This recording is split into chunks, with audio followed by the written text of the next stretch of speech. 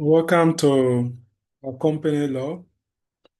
Last time we met, we commenced discussion of piercing the corporate veil or lifting the veil, and we explained that to mean the possibility of looking behind the company framework or behind the company's separate personality in order to make members liable as an exception to the rule or the orthodoxy that they are normally shielded by the corporate veil.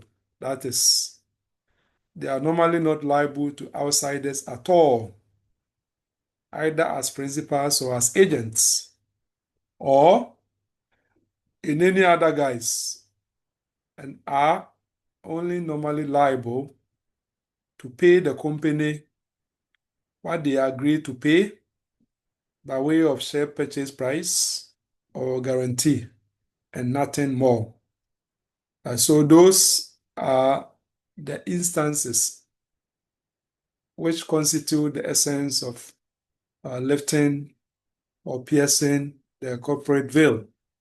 And of course, a number of arguments we have noted could be made for or against piercing the corporate veil.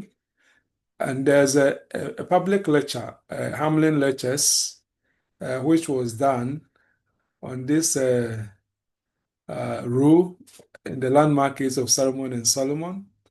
I will try and retrieve it from archives, from the Hamlin Lectures Trust archives, and share it with you on the platform so that you read it and then you have like a deeper enjoyment of it.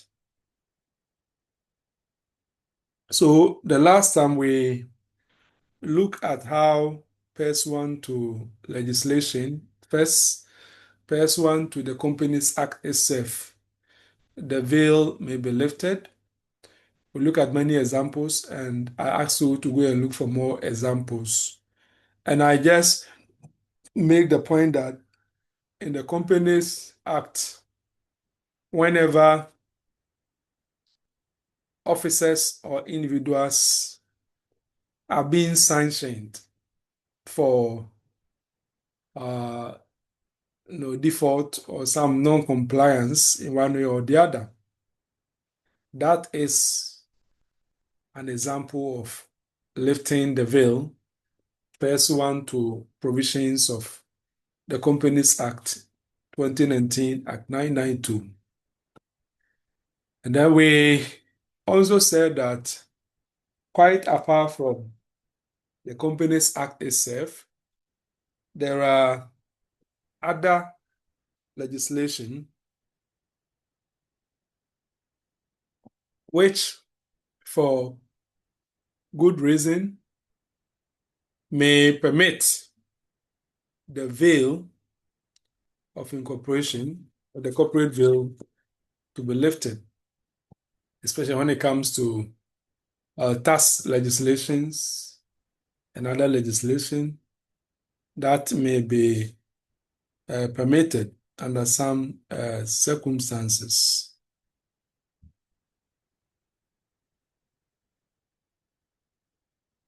Yeah, so we would like to proceed by looking at lifting the veil or piercing the veil by the courts, quite apart from the statutory piercing of the veil, which we discussed at our last class.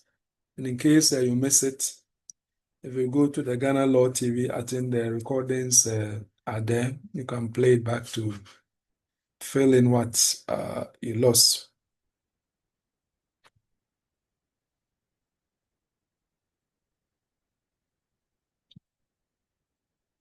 So the court will, under certain circumstances, lift or pierce the veil of incorporation, even though it may not be enjoined by any statute to do so. So let's get that clear.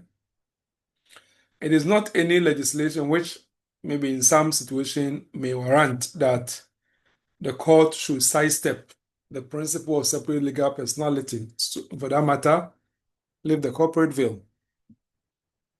The court will lift the corporate veil when justice so requires, in order to prevent the actual and potential abuse of the separate legal personality of a company. And this point was actually re-emphasized by our Supreme Court in the well-known case of Morkor versus Kuma, which I hope you have read by now. It's a very short case, but very useful in elucidating the things that we are presently interested in as far as lifting the veil is concerned.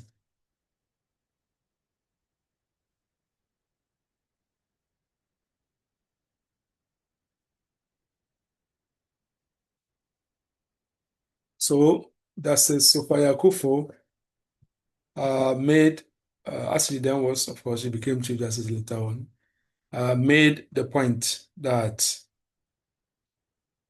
the court will pierce the veil in order to enable it to do justice by treating a particular company for the purpose of the litigation before it as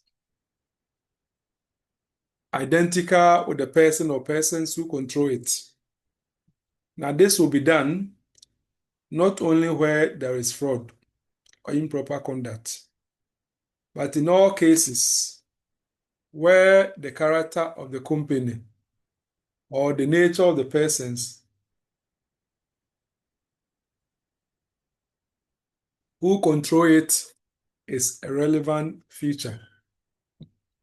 In such cases, the court will go behind the mere status of the company as a separate legal entity, distinct from its shareholders, and will consider who are the persons as shareholders or even as agents directing and controlling the activities of the company.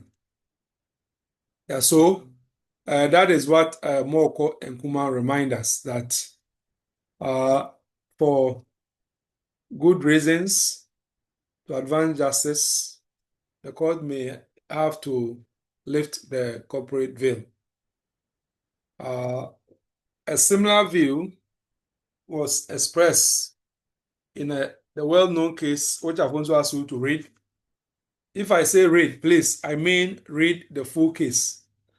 Don't just be satisfied with a short note on the case in the lecture material. Download the case and read in full. As you read the case in full, it enhances and deepens your understanding of the law. And in fact, there is no better way to learn law than falling in love with full judgment of courts. So Prest and Petrodel Resources. Lord Sumption made similar observation, which had earlier on been articulated by our own Supreme Court in Morkor and Kuma. And this is how Lord Sumption expressed himself in Prest against Petrodel Resources Ltd.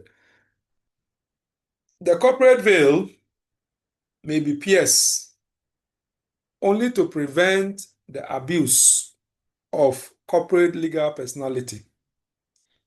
The court may then pierce the corporate veil for the purpose, and only for the purpose, of depriving the company or its controller of the advantage they would otherwise have obtained by the company's separate corporate personality.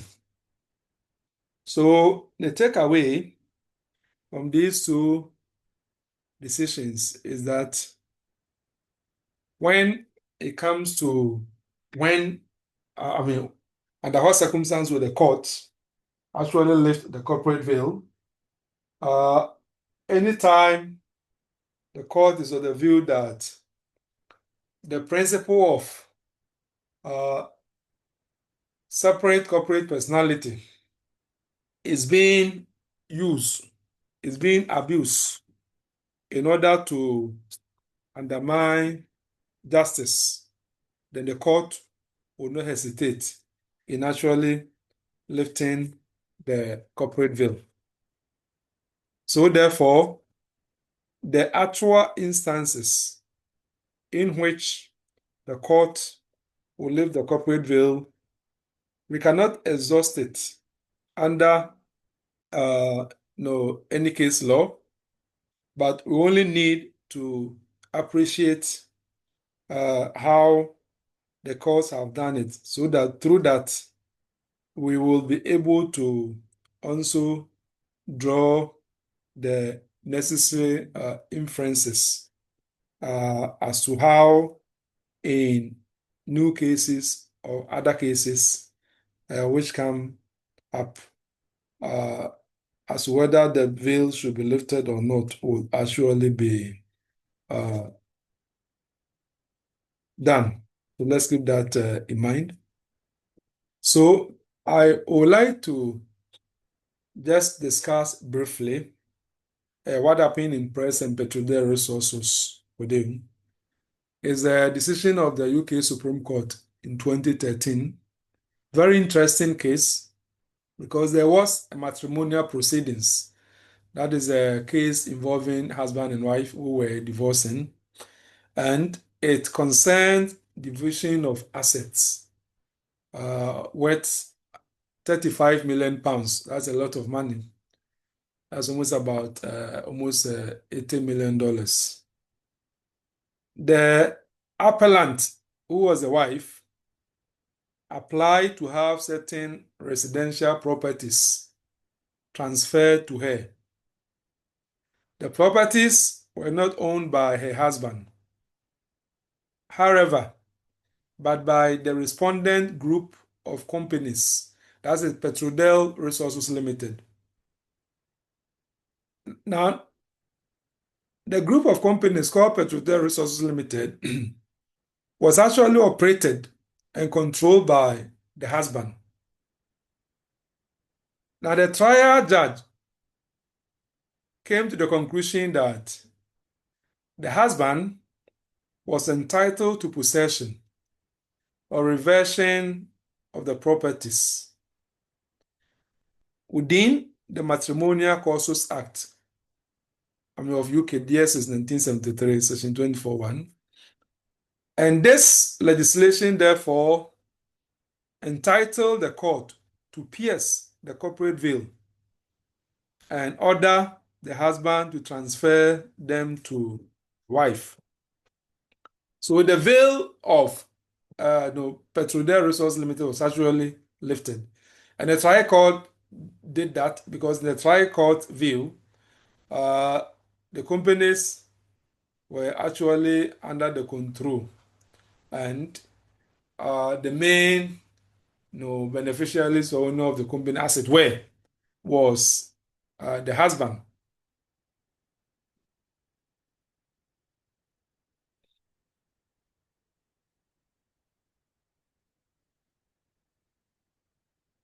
Now the matter went to the English Court of Appeal, which disagreed with the trial judge and reversed that decision and held that there was no legitimate grounds for piercing the corporate veil.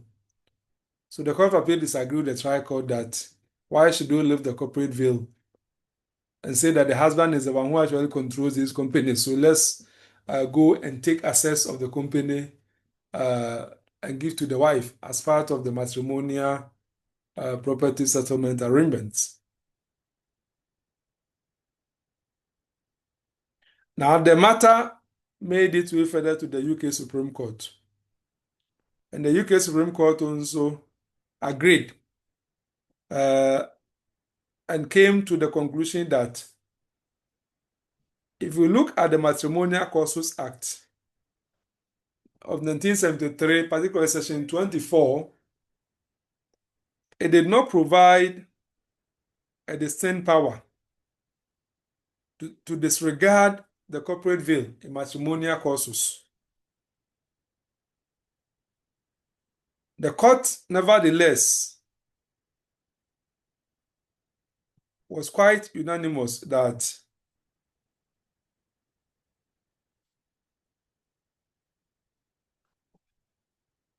the wife was entitled to be given some of the properties, although properties in the name of the company. And the court position was that each of the properties was held on a resulting trust by, as it were, like the company for the husband. And there was no reliable evidence to rebut that inference, given the husband's refusal to afford disclosure. And for that matter, 7 disputed properties were required to be transferred to the wife. Now, if you look at the judgment, and as I said, I want you to read the judgment in full because it provides a very interesting education on the law relating to piercing the corporate veil. So Lord Sumption, for example, among other things, states, and I quote, subject to very limited exceptions, most of which are statutory, a company is a legal entity distinct from its shareholders. It has rights and liabilities of its own, which are distinct from those of its shareholders. Its property is its own and not that of its shareholders. Then he will quote Solomon and Solomon and say that the House of Lords held that these principles applied as much to a company that was wholly owned and controlled by one man as to any other company. Then he touched on the issue of piercing the corporate veil. And he said that I should first of all draw attention to the limited sense in which this issue arises at all. Piercing the corporate veil is an expression rather indiscriminately used to describe a number of different things. So Lord Sumption's speaking, I'm quoting Lord Sumption. Properly speaking, it means disregarding the separate personality of the company. There is a range of situations in which the law attributes the acts or property of a company to those who control it, without disregarding its separate legal personality. The controller may be personally liable, generally, in addition to the company, for something that he has done as his agent or as a joint actor. Property legally vested in a company may belong beneficially to the controller if the arrangements in relation to the property are such as to make the company its controller's nominee or trustee for that purpose. So I would like you to please go and read the full judgment on your own. But then if you look at the paragraph 17 of his opinion, Lord Sumption stated something which I will quote. Most advanced legal systems recognize corporate legal personality while acknowledging some limits to its logical implications. In civil law jurisdiction, the juridical basis of the exception is generally the concept of abuse of rights, to which the International Court of Justice was referring in the case in re Barcelona Thrashing. Remember the Barcelona Thrashing case in Republic International, that's what this law is talking about. When it derived from municipal law, a limited principle permitting the piercing of the corporate veil in cases of misuse, fraud, malfeasance, or evasion of legal obligation. These examples illustrate the breadth, at least as a matter of legal theory, of the concept of abuse of rights, which extends not just to the illegal and improper invocation of a right, but to its use for some purpose collateral to that for which it exists. And he continues at paragraph 18 of his opinion. English law has no general doctrine of this kind, but it has a variety of specific principles which achieve the same result in some cases. One of these principles is that the law defines the incidents of most legal relationship between persons, natural or artificial, on the fundamental assumption that their dealings are honest. So I have whetted your appetite. Go and read the full judgment and also read the opinion of Lord Newberger. Thank you.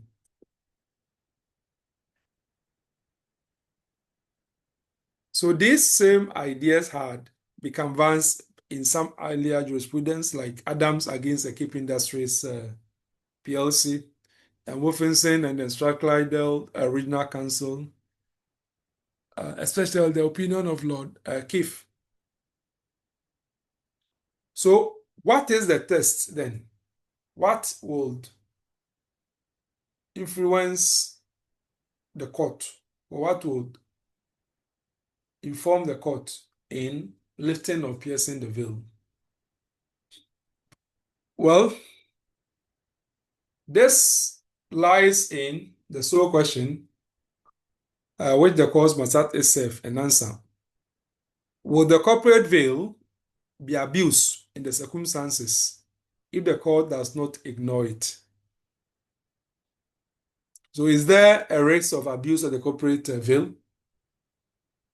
Or put it in another words, is the corporate veil being abused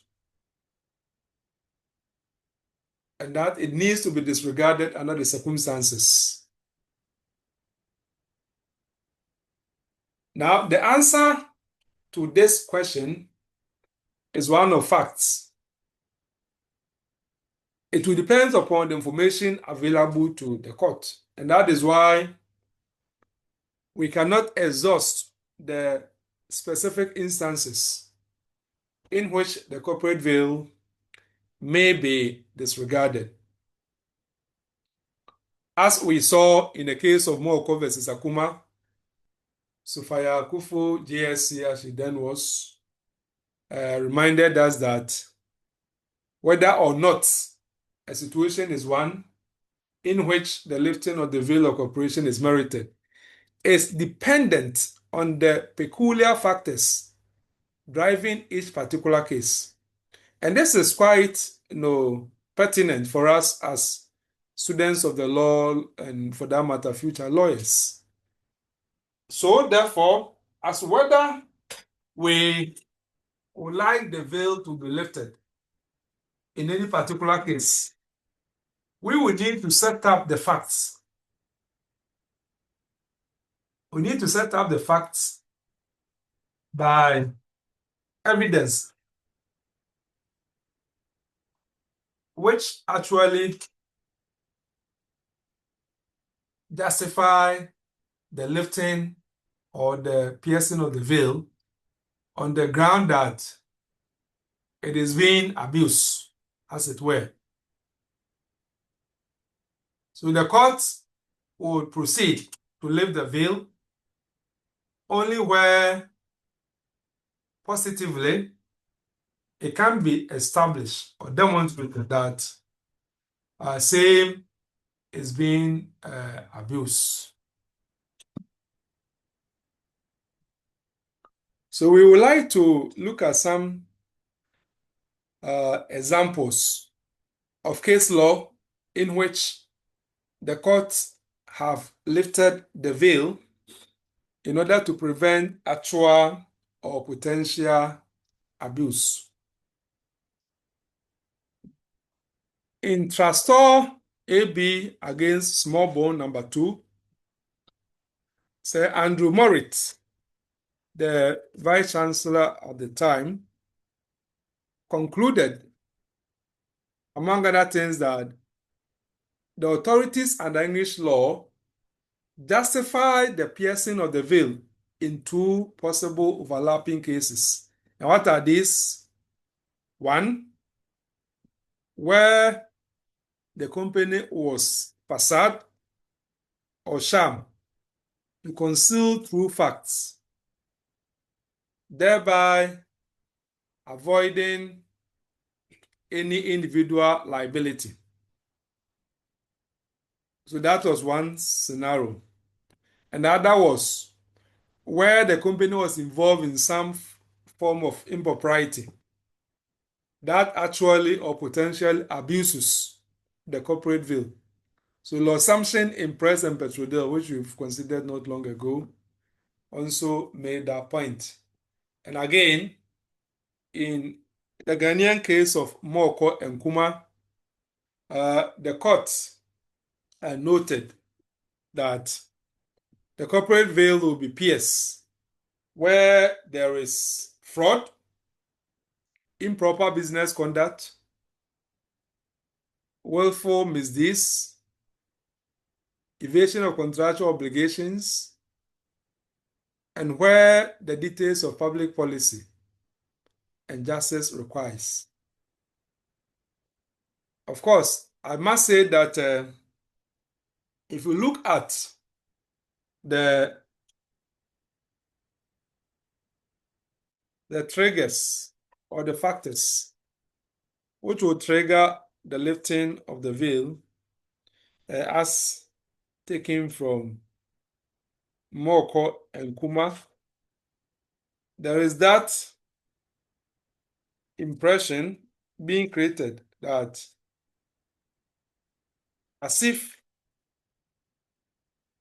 any of the things stated, if established, would automatically warrant lifting the veil. In my view, that is not the case. So therefore, it's not just enough to prove just any improper business conduct and say that because of that, the veil should be lifted. No, I think that there are other factors, other things which the court will have a global picture as whether the corporate veil is actually being used as a vehicle to indulge in improper business conduct in significant ways. Don't forget the de minimis principles. The fact that the law is not about trifles. The law is not about minor inconsequential things. Yeah, so it's not any tiny improper business conduct which will warrant the lifting of the veil. So let's keep that in mind.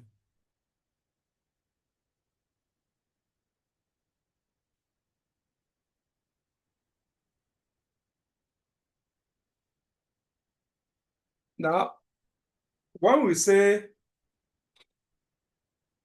façade or sham, what do we mean? Well, in figurative sense, façade denotes outward appearance. especially one that is false or deceptive, misleading. It also suggests pretense and concealment, so that the fact that the incorporator of a company have complete control of same is not enough to constitute the company as a mere facade. In other words, it's not enough for us to say that, yes, just like Mr. Solomon's one, that because he is the one who incorporated the company and he has like a complete control of it, and for that matter, the company incorporated should be seen as just a mask, just a facade. No, that is not what we are talking about. And indeed, in Sherman against official trust, a US case, Judge Lockhart defined the term sham as follows, quote, something that is intended to be mistaken for something else, or that is not really what it purports to be. It is a spurious imitation, a counterfeit, a disguise, or a false front. It is not a genuine or true, but something made in imitation of something else, or made to appear to be something which it is not. It is something which is false or deceptive. So that is a sham. So let's apply this to Solomon and Solomon. Can we really say, contrary to the submissions that these people were making, that was a sham, can we say that it was a sham or not a sham? Mr. Solomon, it's difficult to sustain the sham argument because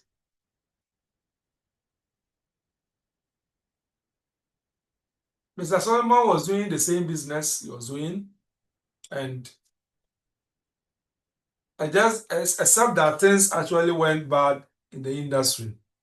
Otherwise, it's difficult to see how Mr. Solomon had actually attempted to just register his business as a company in order to outwit or to deceive other third parties. So that was difficult to sustain. Now, in Prest and Petrodel Resources, which we have quoted or we've considered not long ago,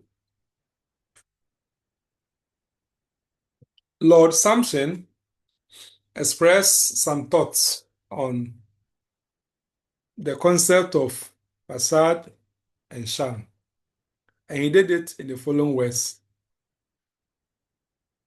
Quote, references to a facade or sham beg too many questions to provide a satisfactory answer.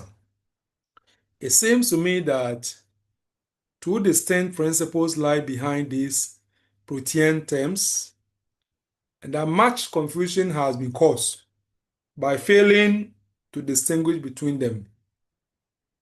They can conveniently be called the concealment principle and the evasion principle. The concealment principle is legally banal and does not involve piercing the corporate veil at all.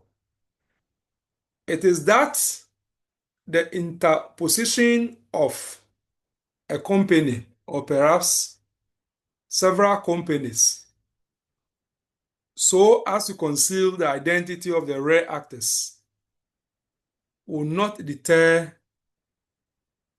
the courts from identifying them, assuming that the identity is legally relevant. In these cases, the court is not disregarding the facade, but only looking behind it to discover the facts which the corporate structure is concealing. The evasion principle is different. It is that the court may disregard the corporate veil if there is a legal right against the person in control of it, which exists independently of the company's involvement. And the company is interposed so that the separate legal personality of the company will defeat the right or frustrate its enforcement. And so, that is it. So you see how the Lord Sumption is trying to use the ideal of concealment and evasion. There are some old cases like the Daimler Corporation and so on. As we look at those facts, or if you read even like the full judgment of the Prest against Petrodel Resources, the court attempts to provide a summary of all the leading cases that have come up as whether the court should lift the veil or not. And that is why it's good to read like the full judgment. Again, fraud. Where there is fraud, would that justify lifting the veil? Okay, the court will lift the veil and treat the company as a facade or sham where there is fraud. And Lord Danning in the Lazarus Estates Limited against Bisley made the point that no court in this land, that is referring to England, of course, would allow a person to keep an advantage which he has obtained by fraud. Fraud unravels everything. The court is careful not to find fraud unless it is distinctly pleaded and proved. But once it is proved, it vitiates judgments, contracts, and all transactions whatsoever. So as you can see, fraud actually tears everything apart, including the corporate veil.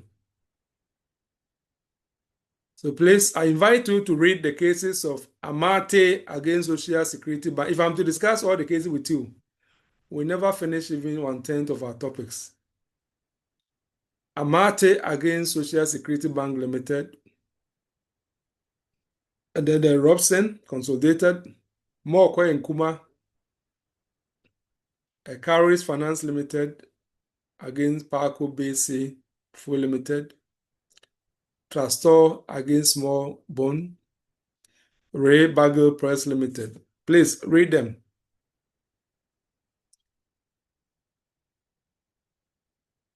Again, the court will pierce the veil of incorporation and treat the company as a mere cloak or sham in order to prevent deliberate evasion of contractual obligation.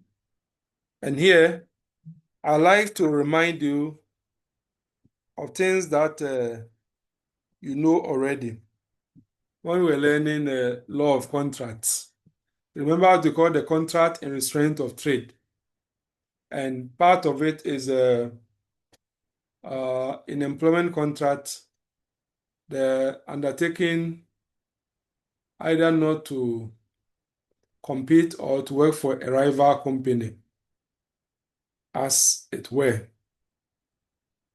or where you buy somebody's business and the person who sold the business makes undertaking not to set up like a similar business within a certain geographical radius.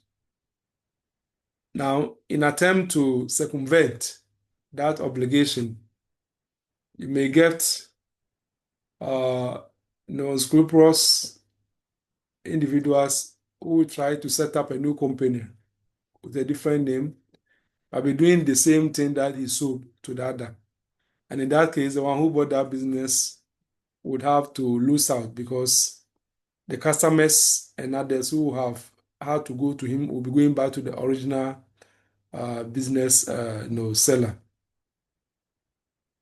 So let's look at what happened in the case of a Guildford Motors against Horn. In Guildford Motors Company Limited against Horn, Mr. Horn had formerly been employed, was previously like the employee of the plaintiff company. He was their managing director. And in his contract of employment, he had covenanted in writing not to solicit customers of the company after leaving its employment. When this employment was terminated, he began to set up his own business, undercutting the plaintiff's prices. But after taking legal advice, he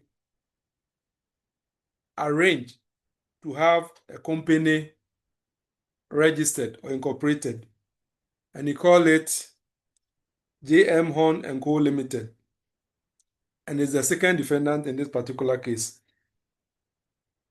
Now, in that company, his wife and an employee were sole shareholders and directors. And this company took over Mr. Horn's business and solicited customers of the plaintiff, that is his former employer, Guildford Motors Company Limited. Of course, the former employer, that is the company, Guildford Motors Company Limited, got angry and then took the matter to court. And it was about the fact that Mr. Horn was breaching his contractual obligation not to solicit the plaintiff customers. The High Court held that Mr. Horn had actually breached the covenant, but because in the view of the court, the covenant was too wide and therefore contrary to public policy, the court declined to enforce it against the defendant, that is Mr. Horn and his new company. And the Guildford Company appealed to the Court of Appeal. And he was successful. The court granted injunction against Mr. Horn so that he will not continue to breach his contractual obligation not to solicit the the customers of his former employer. But in that case, Lord Hanworth, Master of the Rules, or the President of the Court of Appeal, rendered his thoughts entirely as follows.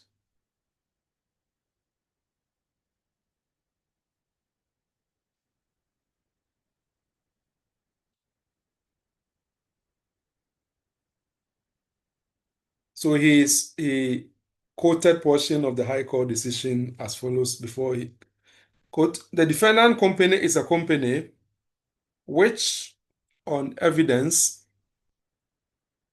before me, is obviously carried on wholly by the defendant Horn. Mr. Horn, one of his directors, is not, so far as any evidence I've heard before me, taking any part in the business or the management of the business. The son, whose initials are GM, is engaged in a subordinate position in that company. And the other director, Howard, is an employee of the company.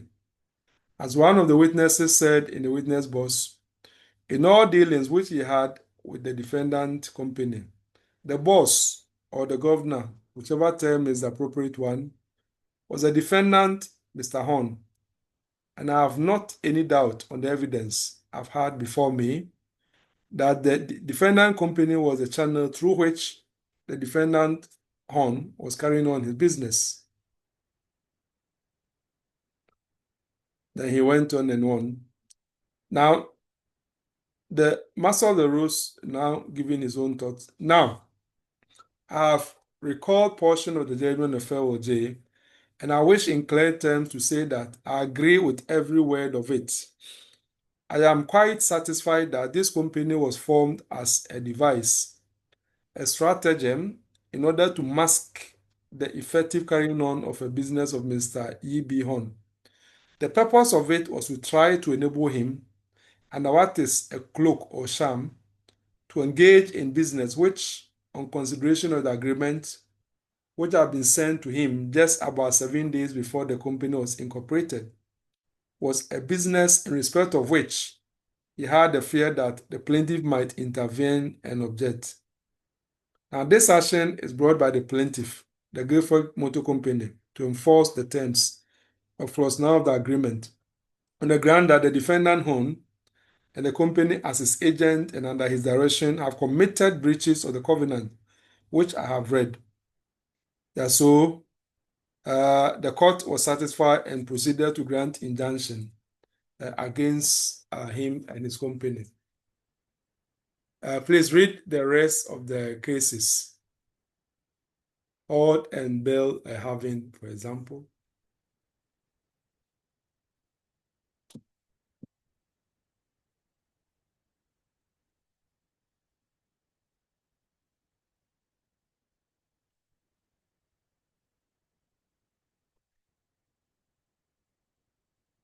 Again, the court will lift the corporate veil and, in the light of facts and circumstances, hold that a company is in fact an agent of another entity and not a principal in the purported transaction. So just to remind you that all the litany of case law or jurisprudence we are reciting are only reminding us that in every case, the court will look at the actual facts to find out whether it is legitimate to lift the separate corporate veil or not.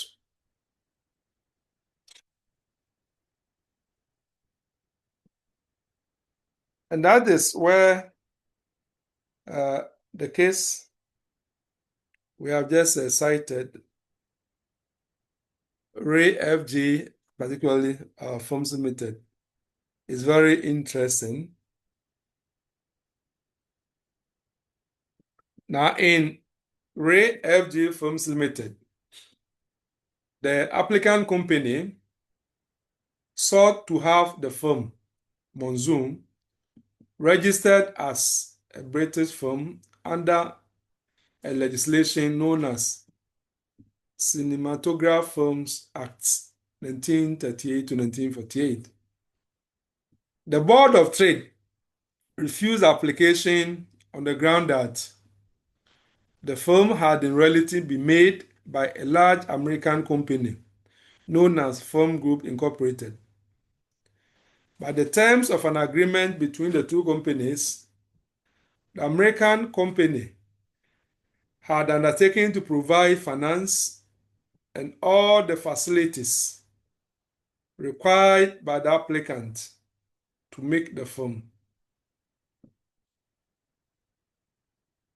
So the applicant company saw a declaration that it was a maker within the meaning of the act. No, the board was trying to say that we will not register this film because it's not a British film, it was made by an American company.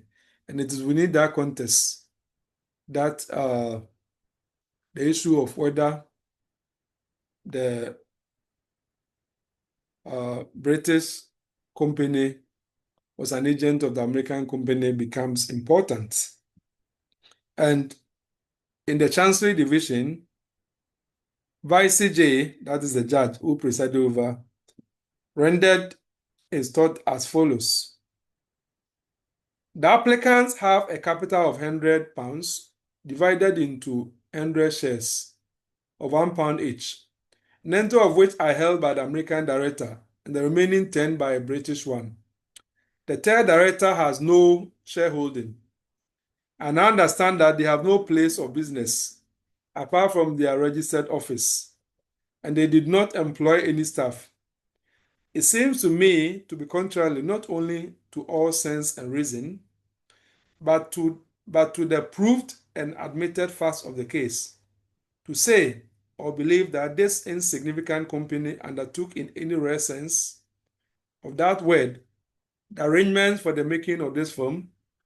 I think that their participation in any such undertaking was so small as to be practically negligible, and that they acted insofar as they acted at all in the matter, merely as the nominee of an agent for an American company called Film Group Incorporated, which seems, among other things, to have financed the making of the film to the extent of at least £80,000 under the auspices and direction of the said American director, who happened to be its president. The suggestion that this company and that director were merely agents for the applicant is, to my mind, inconsistent with and contradicted by the evidence, and a mere travesty of facts, as I understand and hold them to be. The applicant's intervention in the matter was purely colorable. They were brought into existence for the sole purpose of being put forward as having undertaken the very elaborate arrangement necessary for the making of this film, and of enabling it thereby to qualify as a British film. The attempt has failed, and the respondent's decision not to register Monsoon as a British film was, in my judgment, plainly right. So, you see that the judge is trying to say that this alleged agency justify the piercing of the veil. But interestingly, if you compare it with the original Solomon and Solomon, you see the court was not prepared to pierce the veil because of the alleged agency relationship between Mr. Solomon and the company, as it were.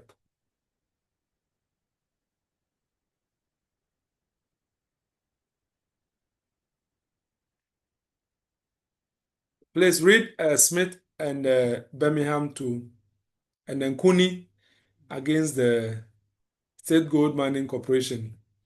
A very interesting case, which I will encourage all of you to read. Cooney against the State Gold Mining, 1978, JLR 205 to 211. So as you can see, it's not even a lengthy case. You can just start it and finish it.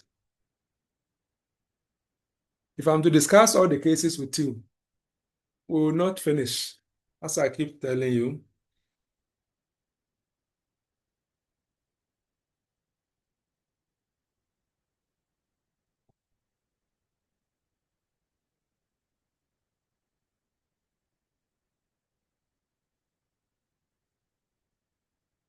Now, the Cooney against the State Gold Mining Corporation,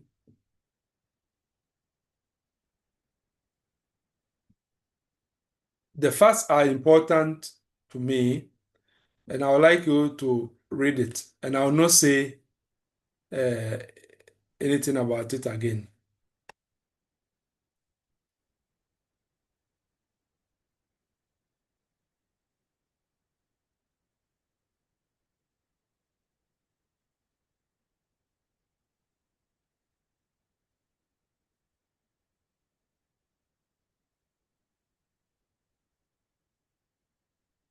Again, consideration of public policy and justice, as we have noted, may also provide basis for piercing or lifting the corporate veil. But there's a big caveat that that will be done where it is absolutely necessary, to do that. In other words, it's not any time that somebody will have said that in the interest of justice or in the interest of public policy, we should lift the corporate veil, and we are going to do that. If that were to be the case, then there'll be no point of having the separate corporate personality principle. And that is why if it's going to be pierced or lifted, there should be like a compelling case.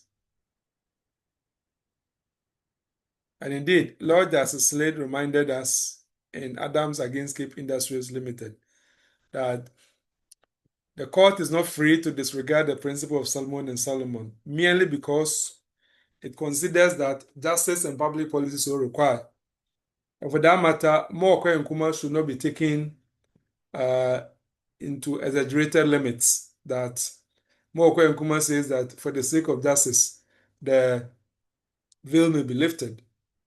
We are talking about really compelling cases and not any flimsy, situation in which somebody will say that for the sake of justice, let us lift the corporate veil. So I would like you to also look at the interesting cases of Daimler against Continental Ties. Very interesting case. And particularly when during wartime, in when you're doing the law of contract, you come to consideration. You also look at the public policy, and where you have a contract with an enemy state, the court will not assist you to enforce that contract. So that is the background, the context. So in Daimler Company Limited against Continental Tie and Rubber Company Limited, the Continental Tire Company was incorporated in England, but all except one of its shares was actually held by a person resident in Germany. And all the directors resided in Germany. The secretary, who held the remaining share, resided in England and was a British subject. Now, the issue was whether the company had standing in an English court to sue and recover a debt when a state of war existed between England and Germany. The company was allowed by the Master of the High Court to sign a summary judgment without proceeding to trial.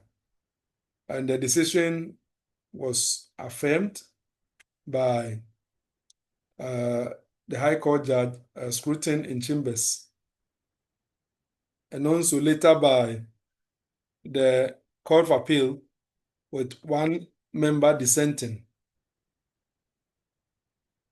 It eventually went to the House of Lords, and then the House of Lords reversed the order of the Court of Appeal and directed that the action be struck out as irregular on the ground that the secretary was not authorized to commence the action.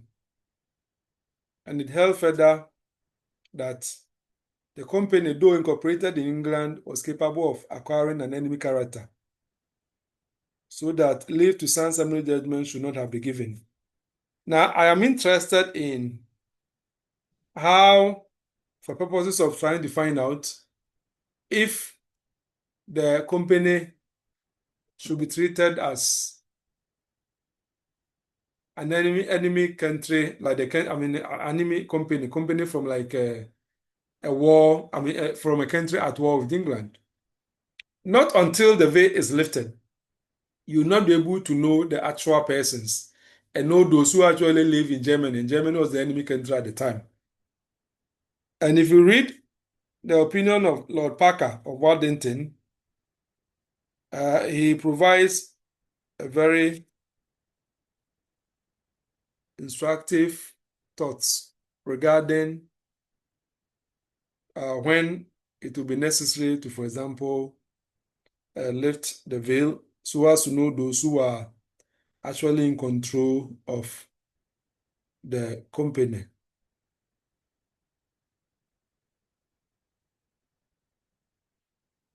And this is how his lordship, among other things, rendered himself, quote, a natural person, though an English-born subject of His Majesty, may bear an enemy character and be under liability and disability, as such, by adhering to His Majesty's enemies.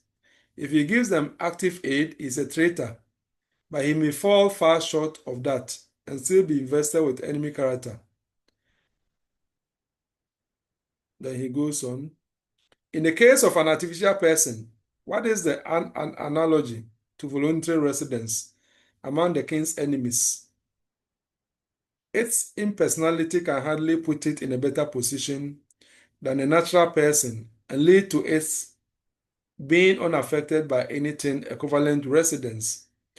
It is only by a figure of speech that a company can be said to have a nationality or residence at all.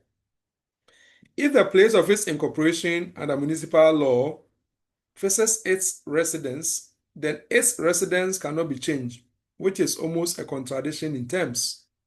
And in the case of a company, residence must correspond to the birthplace and country of natural allegiance in the case of a living person, and not to residence or commercial domicile. Nevertheless, enemy character depends on these last.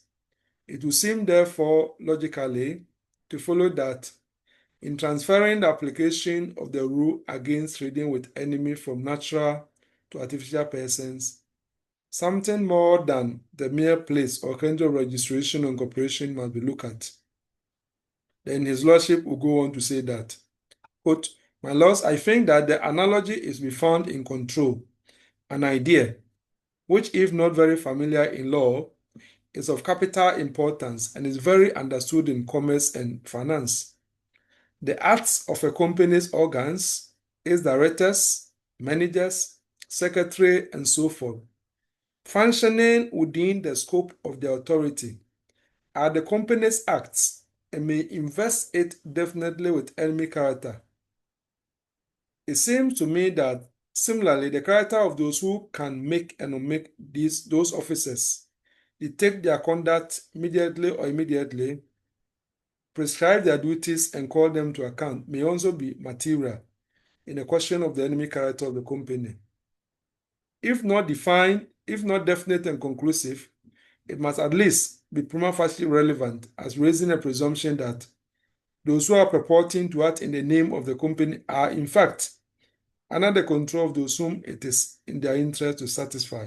So he'll go on and on, just trying to make the point that if you want to know whether a particular company has an enemy character, you must also be interested in the location and circumstances of those who run the company, those who control the company. And if you are doing that kind of calibrations, it's like you are lifting or you are trying to ignore the corporate veil. So look at our local case of Worldwide Shipping and Agency Limited against DACO, 2001, 2002, 2 GLL at 488.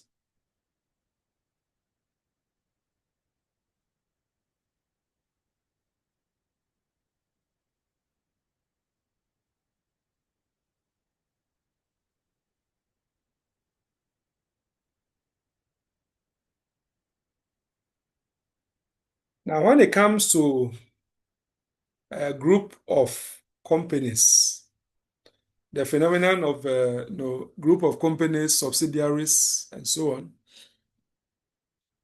from the point of view of elementary company law, if you have a group of companies, each company is considered distinct or separate entity, despite the fact that they are group. So that is very important. Nevertheless, the veil of cooperation may be pierced to allow a group of associated companies to be treated as one. So, if you have a associated company, like various companies within like a group, as I indicated, each of them technically is separate and distinct from other associated companies. And I'll remind you of the case of Kuni against State Gold Mining Corporation again.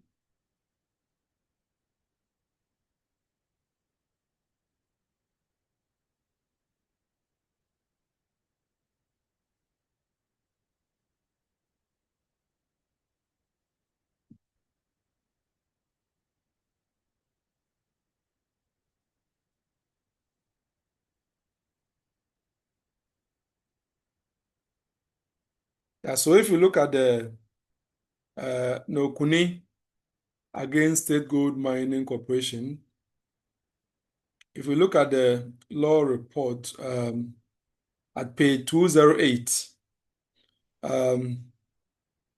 that says Sarkodie will render herself as follows. Quote, the next question to consider is whether the State Gold Mining Corporation works the mines through their agent, Prestea Goldfields Limited. A company is said to be the subsidiary of another if that other, that is a holding company, is a member of it and controls the composition of its board of directors. Or if the holding company holds more than half its equity share capital. Then her ladyship referred the companies at 179, chapter 1, subsection 2.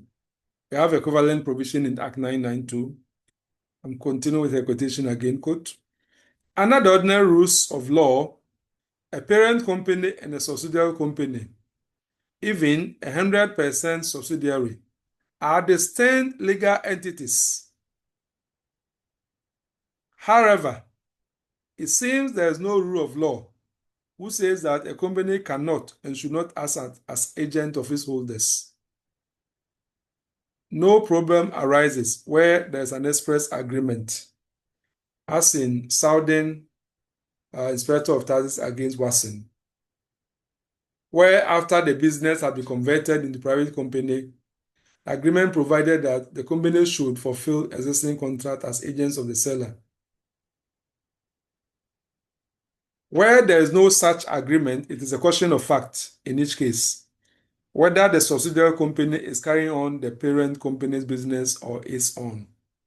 Then her ladyship continuum. In this regard, I think all the circumstances must be taken into account, the following being particularly relevant. 1. Are the profits treated as those of the parent company? 2. Are the persons conducting the business appointed by the parent company? 3. Is the parent company the head and brain of the enterprise? 4. Does the parent company govern the business and decide what should be done and what capital should be employed? 5. Are the profits made by its skill and direction? 6. Is the parent company in effectual control?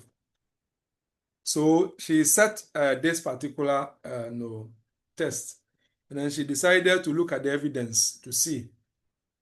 So from the evidence, the plaintiff's third witness, the personnel manager of Prestea Goldfields Limited, and that of the plaintiff's fourth witness, the chief inspector of mines. There's no doubt that all these questions ought to be answered in the affirmative. The State Gold Mining Corporation holds all the shares of Prestea Gold Limited. The profits of Prestea Golds are treated as profits of State Gold Mining Corporation. It is the State Gold Mining Corporation which appoints the persons who conduct the business of Prestea Golds Limited and who are in effective and constant control. These persons are the general manager, the mines manager, and the chief engineer of Prestea Golds Limited. To enable it to stamp its control on the Presidia Goldfields Limited, the State Gold Mining Corporation, by its manager, appoints other senior employees who conduct the day-to-day affairs of the subsidiary company, the Presidia Gold Limited.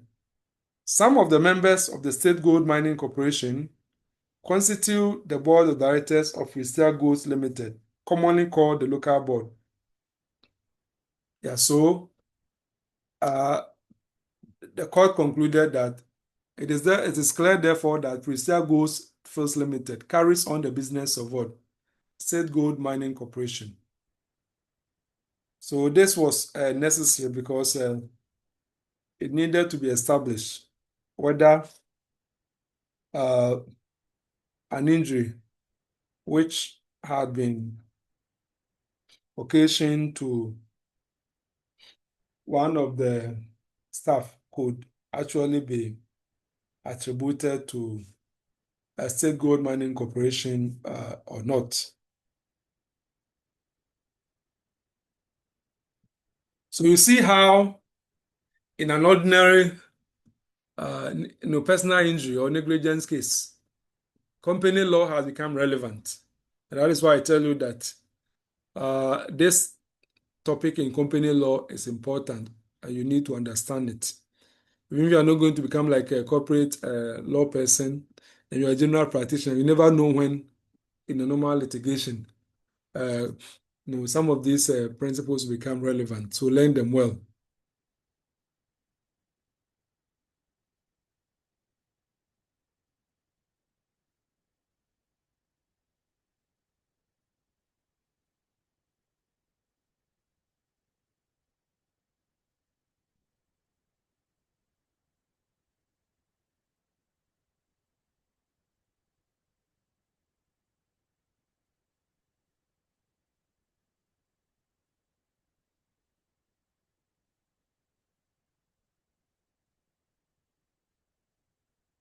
Yeah, so despite the fact that we have the separate entity with respect to each of the companies, which constitute the group of companies or the associated companies, the court will treat their separate legal personality. We ignore their separate legal personality and treat them as one company by applying one of these overlapping theories. One, where the business of the subsidiary endowed to the parent company is treated as a single economic venture. So we call this the single economic unit or commercial reality theory. And a very good case, which illustrates that, is a well-known case of DHN Food Distributors against Tower Hamlets LBC. Now, in DHN Food Distributors case, DHN ran a wholesale cash and carry grocery business from premises owned by its wholly owned subsidiary company known as Bronze. Now, Bronze, as a company, had the same directors as DHN company. So the same directors of DHN company were directors of Bronze. But it had no business of its own. The only asset Bronze has was the freehold properties. So it was the owner of the land on which DHN had its business.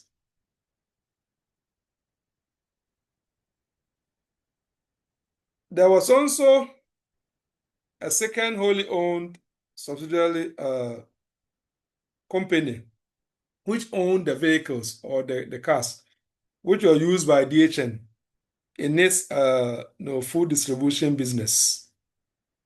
But that company, too, apart from owning the vehicles, it did not carry on any operation. Now, in 1970, the London Tower Hamlets London Borough Council compulsorily acquired the premises from which DHN was actually running its business. And as a result, DHN had to close down its business. Now, substantial compensation for disturbance, which was even, over and above the value of the land itself, had already been paid to Bronze. Mind you, Bronze was the company which owned the land from which DHN Limited operated its business from.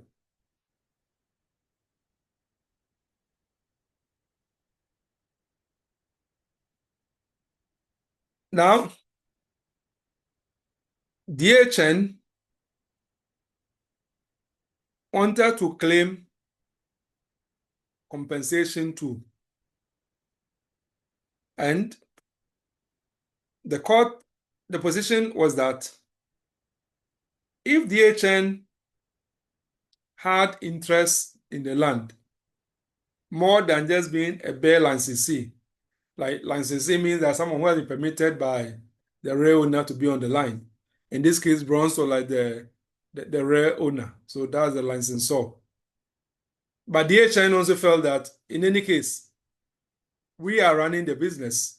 So if there is a compulsory acquisition and compensation is supposed to be paid, then we too, as the company running the business, should get compensation because our business is closed down. Now, the lands tribunal actually seemed to agree with the DHN, but then the matter was appealed to the Court of Appeal. And the Court of Appeal, the English Court of Appeal, held that the group of companies should be treated as a single economic entity, and that in consequence, compensation for disturbance should be paid. So in effect, DHN was treated as if it had owned the land itself. We know as a fact that the land was owned by Bronze, a subsidiary company, but the court examined the realities and took the view that DHN should be treated as if it owned the land, and for that matter, it should be treated as having had. Now, I'd like you to read opinion of Lord Justice Shaw, which is quite instructive in elaborating when the court will treat subsidiary companies or group of companies as one and effectively pierce the corporate veil of each of those companies.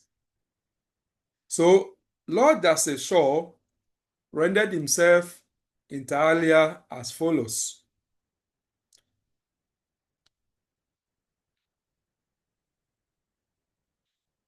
There is the further argument advanced on behalf of the claimants that there was so complete an identity of the different companies comprising the so-called group that they ought to be regarded for this purpose as a single entity. The completeness of that identity manifested itself in various ways. The directors of DHN were the same as directors of Bronze. The shareholders of Bronze were the same as in DHN, the parent company, and they had a common interest in maintaining on the property concerned the business of the group. If each member of the group is regarded as a company in isolation, nobody at all could have claimed compensation in a case which plainly calls for it. Bronze would have had the land but no business to disturb. DHN would have had a business but no interest in the land. In this alter identity and community of interest between DHN and Bronze, there was no flaw at all. As Bronze did not trade and carry on no business, he had no actual or potential creditors other than his own parent, DHN. The directors of that company could at any time they chose have procured the transfer of the legal title from Bronze to itself. So look at this. So trying to say that because the directors of bronze are the same as directors of DHN, they have the ability, if they wanted to pass a resolution that instead of just a DHN, BL and CC, let us even transfer the rare title to the land vested in the bronze to DHN.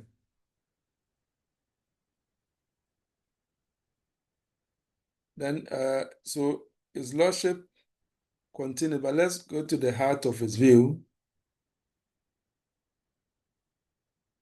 Yeah. So he makes the point that why then should this relationship be ignored in a situation in which to do so does not prevent abuse, but would, on the contrary, result in what appears to be a denial of justice? If the strict legal differentiation between the two entities of parent and subsidiary must, and even on the special facts of this case, be observed, the common factors in the identities must, at the lowest, demonstrate that the occupation of DHN would and could never be determined without the consent of DHN itself. If it was a license at will, it was at the will of the licensee, DHN, that the license subsisted. Accordingly, it could have gone on for an indeterminate time. That is to say, as long as the relationship of parent and subsidiary continued, which means for practical purposes, for as long as the DHN wished to remain in the property for purposes of his business. So that was the view of the court. So if you look at it, the court effectively was trying to treat those companies as one. But the bottom line is that the court examined the particular facts in that particular case. And it's consistent with what we said earlier on, that despite the seemingly broad blueprint provided in cases like Morkor and Kuma, Prest and Petrodel Resources, as when the court will lift the veil, they have to be tested against particular set of facts on individual case-by-case basis. The second instance is where the subsidiary is an agent of the parent company. So we have look at the case of Kuni against Estate Gold Mining, and there the court held entirely that under ordinary rules of law, a parent company and a subsidiary company, even 100% subsidiary, were distinct legal entities. However, there was no rule of law which said that a company could not and should not act as an agent of its holder. And for that matter, the court decided that the Prest Goldfields Ltd were the agents of the State Gold Mining Corporation and carried on its business. And the court, before reaching its decision, considered a number of factors such as ownership of the subsidiary profits, control and governance of the subsidiary company. Then the third instance in which the court may treat the associated companies and the parent company as one will be where the corporate structure of the group of companies is used as a channel to avoid liability for some form of impropriety. So, like, the court will lift the veil where a defendant, by the device of a corporate structure, attempts to evade limitations imposed on his conduct by law, or such rights of relief against him as third parties already possess. And we call this the corporate veil point theory. So if we look at the case of Adams against Cape Industries PLC, very interesting case. And in that case, Cape, which is an English company, headed a group of companies, which included many wholly owned subsidiaries. Some of these mined asbestos in South Africa, and others marketed the asbestos in various countries, including the US. Several hundred plaintiffs, those are a class action, have been awarded damages by a Texas court in the US for personal injuries suffered as a result of exposure to asbestos dust. The defendants included one of Cape's subsidiaries known as NAAC, which was based in Illinois, Chicago. The English Court of Appeal held that the judgment could not be enforced against the English parent company called the Cape, rejecting arguments, one, that Cape and the relevant subsidiaries should be treated as a single economic unit, following the decision in DHN, which we discussed. And two, that the subsidiaries were used as a facade, concealing the true facts. And three, that an agency relationship existed between Cape and NAAC. Now, concerning the single economic unit argument, I would like you to read the lead opinion of the court given by Lord Justice Slade. And Lord Justice Slade actually went to town to try and discuss almost all the cases which are relevant as far as lifting the veil in relation to group of companies and subsidiary is concerned. Please, because of time, I will have told you a lot about it, but you need to read the cases. So, for example, Lord Slade in Adams will make the point, quote, there is no general principle that all companies in a group of companies are to be regarded as one.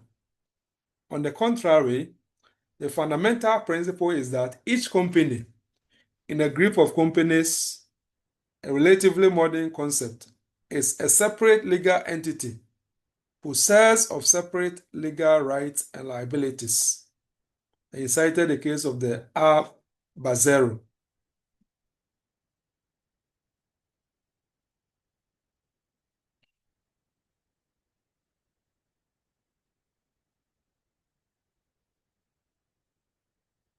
Yeah, so please read the full judgment. And then the corporate will point to, he discusses it in his judgment as follows, quote, quite apart from cases where a statute or contract permits a broad interpretation to be given to references to members of a group of companies, there is one well-recognized exception to the rule prohibiting the piercing of the corporate veil. Lord Keith of Kinkell referred to this principle in Woolfson and Strathclyde as follows. I have some doubts whether in this respect the Court of Appeal properly applied the principle that it is appropriate to pierce the corporate veil only where special circumstances exist, indicating that it is a mere facade concealing the true facts. Then his lordship continued. Mr. Morrison, that is a lawyer, submitted that the court would lift the veil where a defendant, by the device of a corporate structure, attempts to evade, one, limitation imposed on his conduct by law, two, such rights of relief against him as third parties already possess, and three, such rights of relief as third parties may in future acquire. Assuming that the first and second of these three conditions will suffice in law to justify such a cause, neither of them apply in the present case. It is not suggested that the arrangements involve any actual or potential illegality or were intended to deprive anyone of the existing rights. Whether or not such a cause deserves moral approval, there was nothing illegal as such in Cape arranging its affairs, whether by the use of subsidiaries or otherwise, so as to attract the minimum publicity to its involvement in the sale of Cape asbestos in the United States of America. Yeah, so the court will continue, but as I said, I want you to go and read the full judgment yourself. I've only given you snippets of the lengthy opinion. Also, look at our recent case of the AJ Fund Construction Limited against the West African Quarries, where the court found and held as a matter of fact that there's virtually no difference in legal persona between GASEM and West Africa Quarry Limited, and that the attempt by GASEM to lay claim to a separate corporate existence independent from West Africa Quarry Limited is nothing but an effort to run away from its liabilities, since the younger concession have been attached in execution of judgment obtained against West Africa Quarry Limited.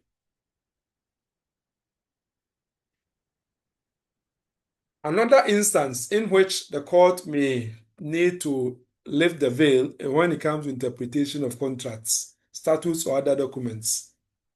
In such cases, the court will be enjoined to lift the corporate veil by the contents of the contract, statute, or other document in question.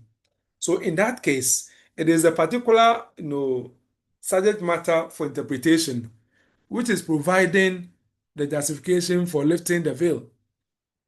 So once an impropriety or some form of improper conduct could be established in the light of the facts taken side by side the content of the contract, statute, or document, the court will lift the corporate veil and ascribe liability to the actors responsible. So please read the case of Harold Hosworth against Cadiz and Scottish Cooperative Wholesale Society against a mayor.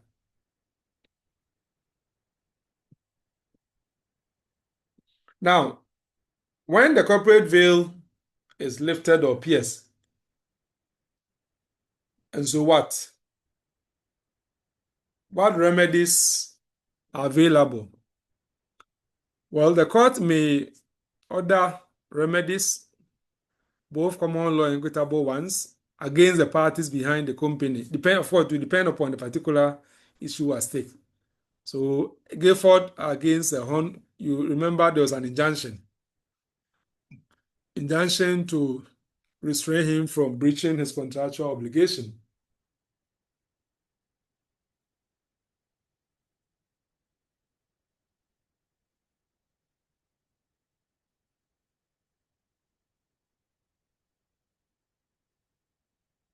But it is also to be noted that in some cases, those remedies could never, merely by virtue of the veil piercing, amount to another.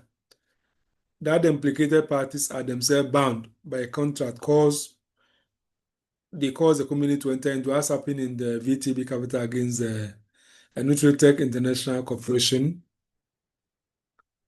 We will move on to discuss company names at our next class, and I would like you to read section 21 and also read the Najat Meta Enterprise against the Najat Meta Enterprise Limited ahead of our discussion. Of course, we'll discuss aspect of company names when we're discussing the mechanics of incorporation, but just to tidy that aspect, we'll come back to it again. So I would like to take your questions and then we will end.